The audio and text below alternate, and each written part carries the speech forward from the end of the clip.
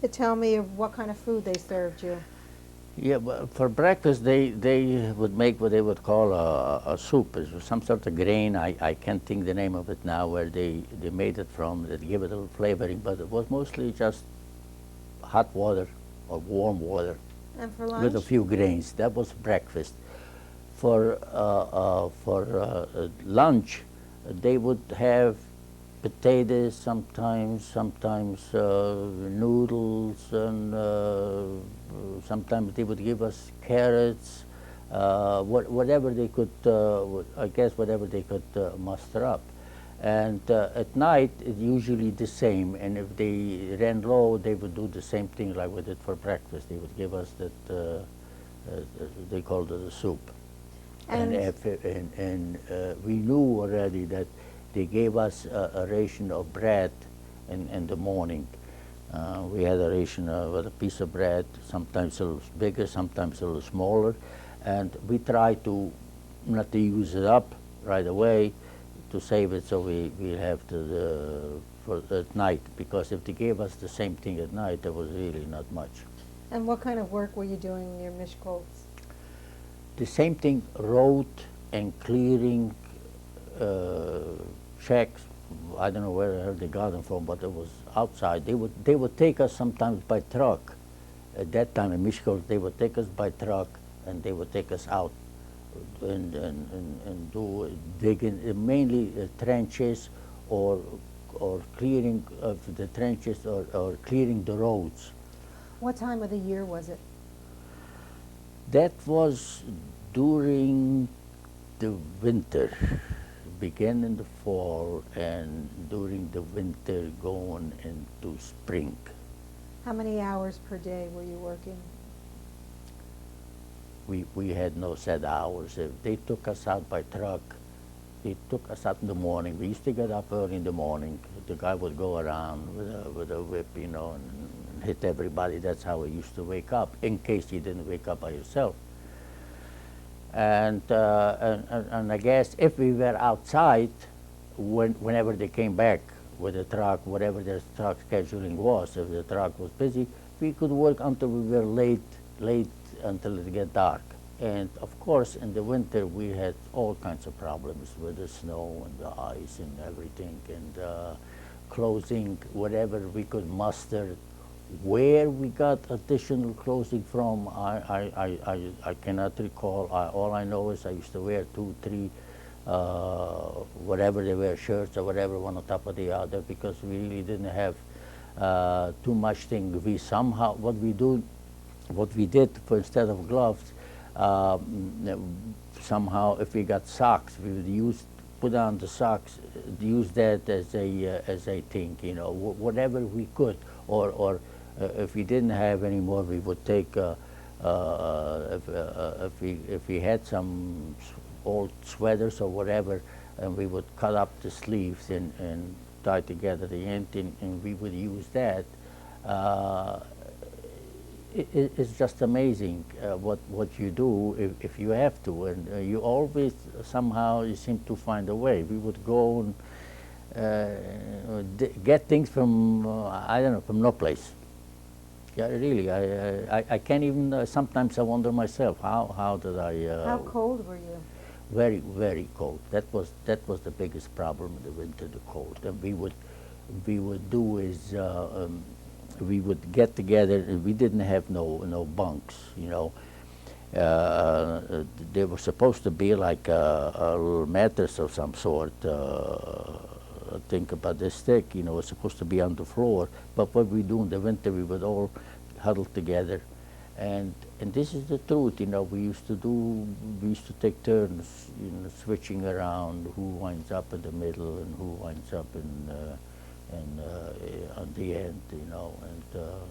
So who were you friendly with? Who Friendly? when you were in this in Mishkolsk? No, not in Mishkolsk. I was friendly that was later in Cheper. No, you said you would have to sleep with other men to keep warm. Who were you friendly enough to sleep with? You were friendly with everybody.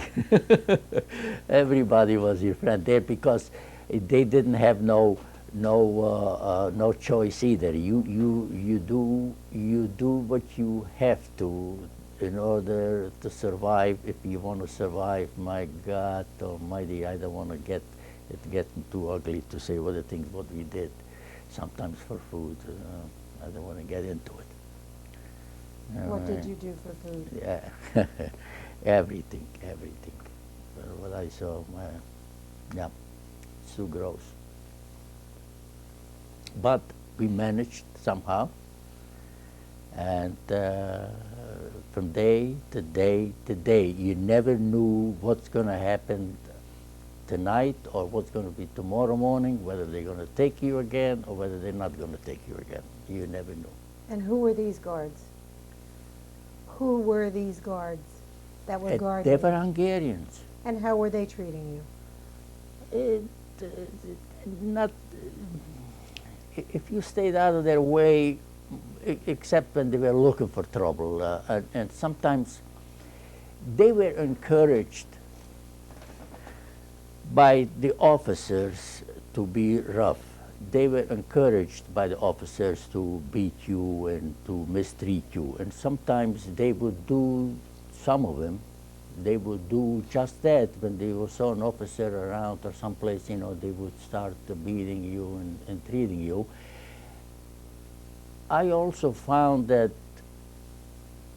the very low class, I shouldn't say low class, but the soldiers that came from poor families or lower, whatever, lower grade families, they were the worst, especially against the Jews. The very low and the very high, they were the worst. The middle, depending on how lucky you got, who happens to be in charge or who happens to be next to, you know, they didn't think. It was like they had to do it, so to speak. That's the only way I can say it. It looked like, because sometimes, you know, when the guy was bothering me with a gun, I don't think he enjoyed it. I don't think so. I didn't look like he was enjoying it. What was he doing?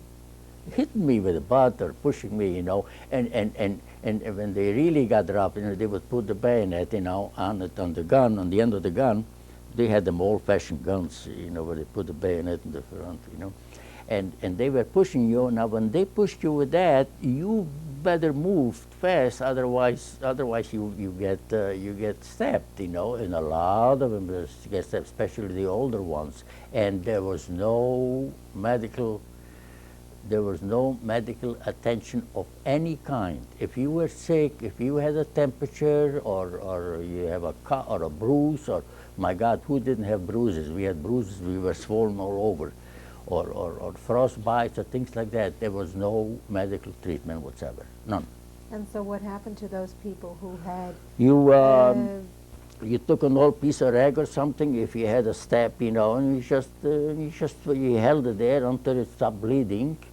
And if it didn't stop, we just didn't know, you know, because you kept on, you know, you couldn't stay in one place until the only time we knew is at night we would come together, because more or less we would wind up, we'd go to our spot, so-called spot on the floor, and that's the only time we could really see if somebody didn't come back. So if somebody didn't come back, we knew something.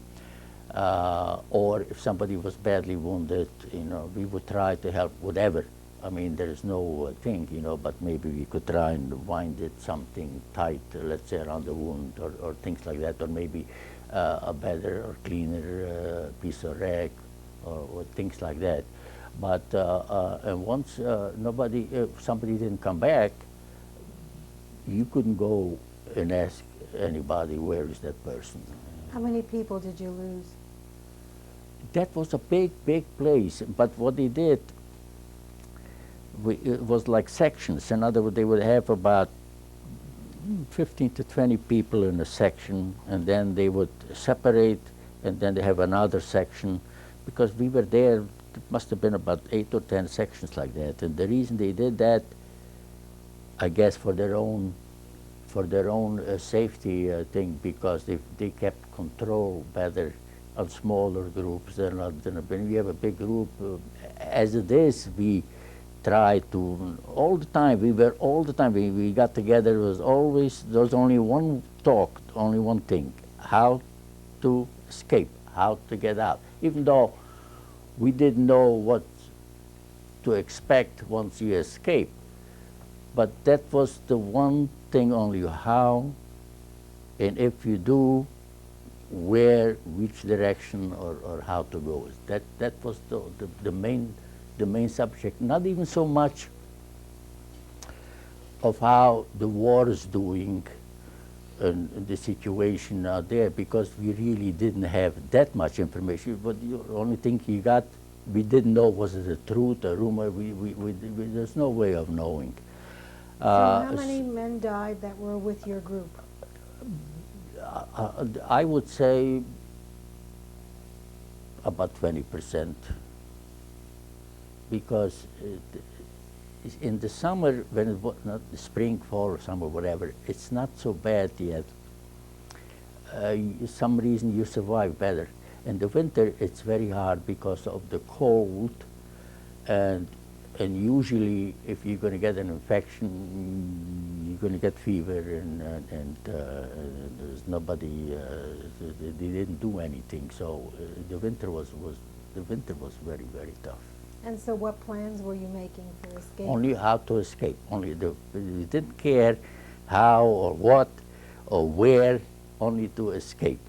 And so what kind of plans were you making to escape?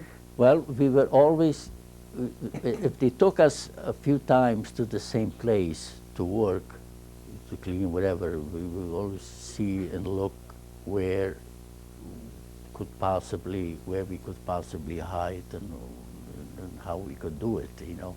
So we always on the lookout, or especially if we were in the fields or on the outskirts of town, whether there's like a little shack or something near the town which is abundant, and there were quite a few abundant things, you know, or in the fields, and especially you had a better chance in the field, because there was the farmers, they all have like little shacks type of thing, you know, where they would keep their tools, where they didn't want to drag them back home every time. So we were always looking out to see, in case the opportunity arises, to take off. And did the opportunity ever arise for you? Oh yeah. Like I said, it was beginning of 1944. Things got very, very tough, and we had a very, very tough winter. You know, it was bad. So in 1940, I decided that's it. No matter what, I'm gonna take off. And I did. I took off. Like I said, we're always on the watch out, always looking. And when they came, sometimes what they would do, they would come and pick us up from the fields, you know, and then go to another spot where they had another group of people, you know, and there would be like there was also always a soldier watching one group and the other group. And this one time, you know, they came, you know, the soldier who was in charge, he went in the front, and if you go to another group, they did not particularly count, because there was no thing, you know. So, and he was in the front, and I was, we just went by like, it was like a very bushy part of the thing there, you know, and I just dropped down there. And the guy went, and, you know, they all went on the truck, and then they picked up the other group, and there was no more count. So I guess, I don't know. Anyway, I got there, and the next morning, I slept there, of course, you know, or slept, whatever. The next morning, I worked my way to Miskolc, back into the city. I tried to find, Miskolc is a big city.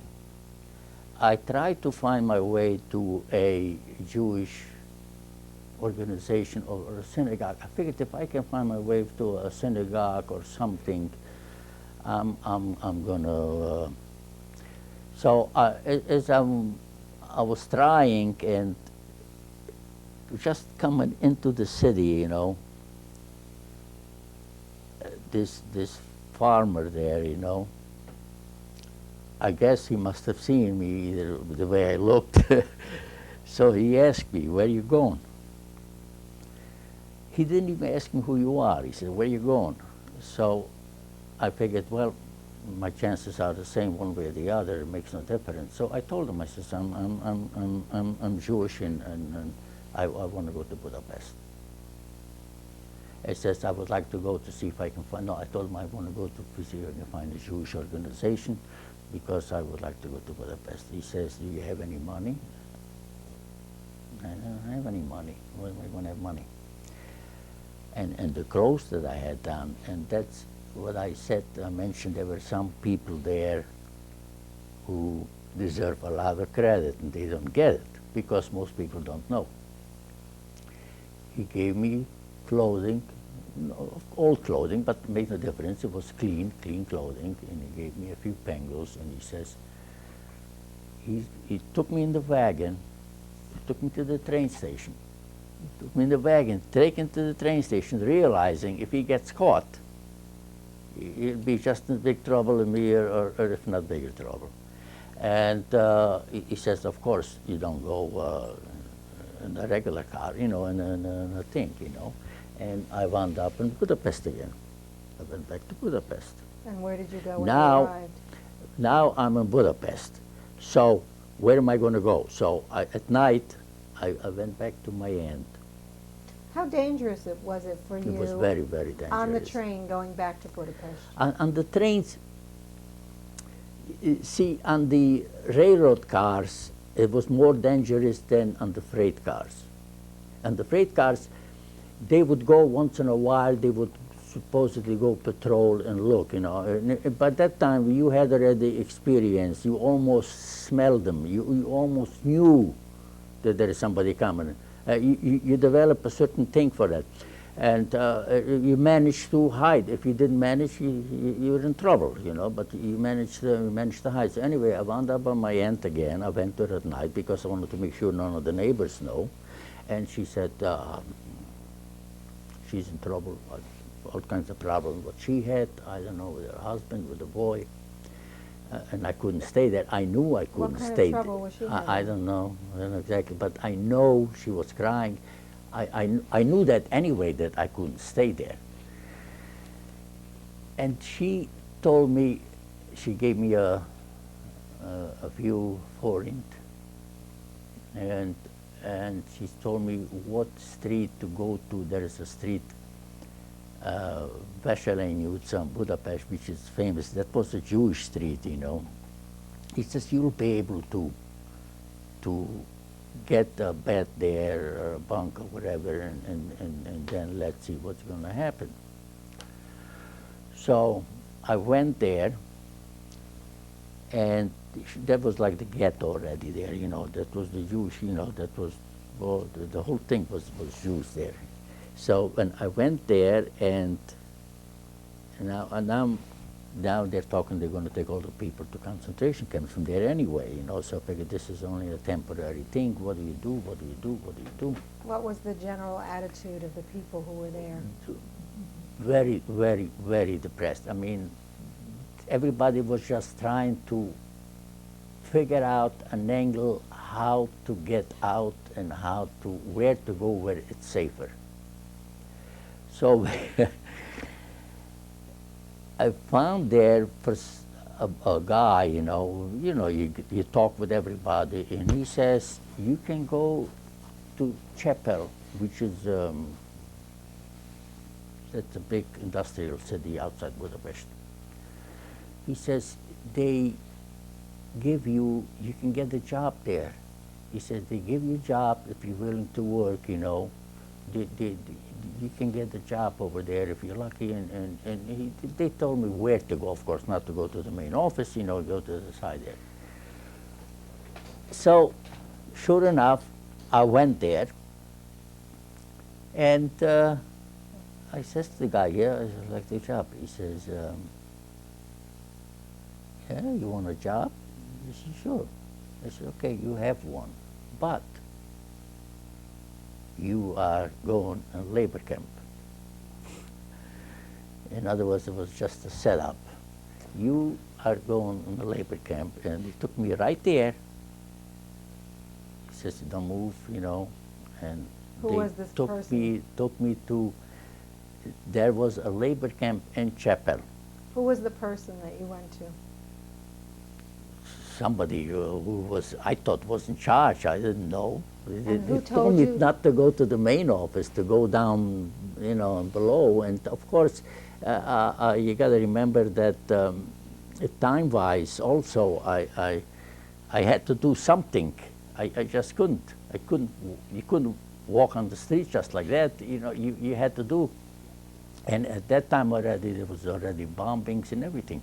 So he took me right away, like he was having a fun. He was made a joke out of it. You want work? Sure, I'll give you work.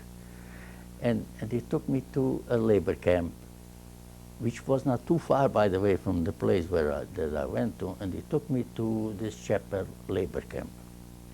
And of all oddities, I met there was my friend from home, my best friend, you know, one of my close friends. He was His already name? there. His name? Herman Katz. He saw me, he says, "Gee, Schlenger, what's this to do?" So when I told him what happened, he couldn't believe it, that I was so stupid, you know, to go for that thing, you know. But I wound up over there. And we were together there a half a year, on and off. And I say on and off, I ran away a couple of times. I was always on the run. I ran away a couple of times. Came actually back by myself because it was better than what I had to what I ran to. And we had one big, we ran away, I ran away about 3 times from there. And the reason I was so think, because the way the thing was set up there, we worked in a steel mill. My job was, they would belt the steel, and the two of us would carry like a form, and then you would go to the big thing there, and that thing would tilt and fill the form in with the liquid steel, and then we would go to another place and put it down, and then take another one. And that was our job, you know, that we do that, and that was very, very dangerous. A lot of people, because any little drop just went right through. If you had a drop on your shoe, it went right through your foot. You know, it was very, very dangerous. But the sleeping thing where they put us to sleep, it was with a big building on the bottom where they stored the molds and whatever, and that was hot. Oh my God, the steam would just come out of it, and on top it was like a big attic, whatever you want to call it, big attic, and that would be our sleeping arrangement. But during the day where we would work, we were actually in contact with the civilians working there. There were And how civilians working there, and what they had right next to the plant was like a big complex, like little bungalows or something, where these civilians would live, the families. How many prisoners were there? Oh, I have no idea. There were a lot of people there. That was a big place. And who were the civilians? Local civilians. What kind of plant was it? Steel What mill. were you making? Parts for tanks, guns, whatever we could make out, because there was a little parts, like, you know, we could only see the little parts. We never saw the assembled product. But And- we knew it's for tanks. And who were your guards then? Military also, even though there was a civilian thing, but they were military. But the guards there were not so strict, so to speak. Like I was going to say, it was like a big complex, and we had contact with the civilians, and sometimes we could even go into the complex where the civilians lived, because it was like a big complex and that was closed off. In other words, to get into that, you had to have whatever. But in the thing itself, we could go, sometimes we would go mix with the civilians, you know, and then at night we would go up. And, What happened to you after you came back from your escape? How were you treated? What punishment? we kind of blended in. I was always man. See, that's why I was a little bit more aggressive there, because I knew I can wiggle my way back in again. See, over there, we didn't have to sleep in the same spot all the time, you know. And there was a little bit more thing, because they want you to work.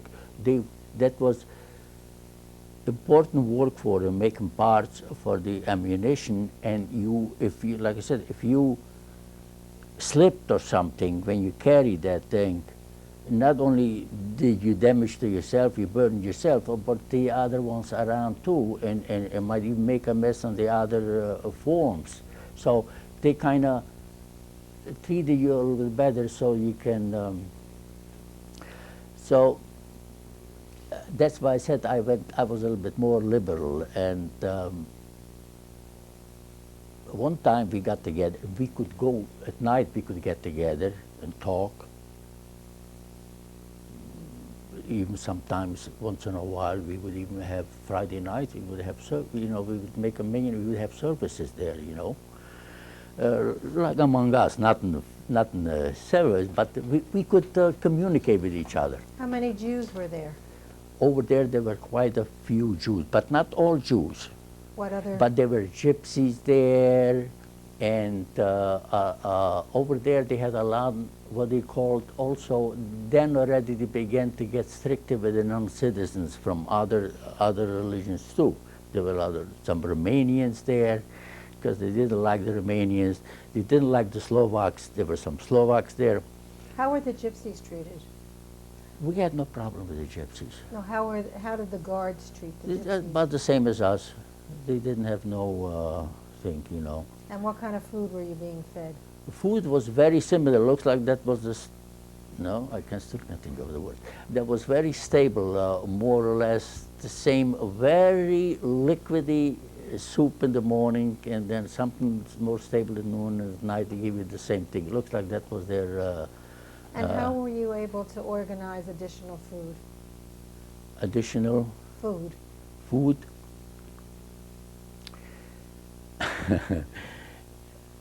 Again, we had a little contact with the civilians, and some of them were very nice, and they would even help you, you know, they would give you some extras. Now, we would go for food, you know, where the lines were, you know, and we would stay in line. I always try to get to be the first one, because this way, if you were the first one, in the end, you can go maybe again, you know, if there was enough food left.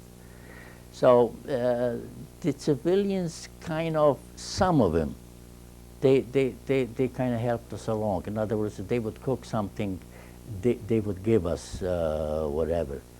They knew we're not getting the best of food, or they would have bread. They would give us like extra bread. After a while, you get to know the people, and you know exactly who is going to help you and who's going to do for you. We're going to change tapes.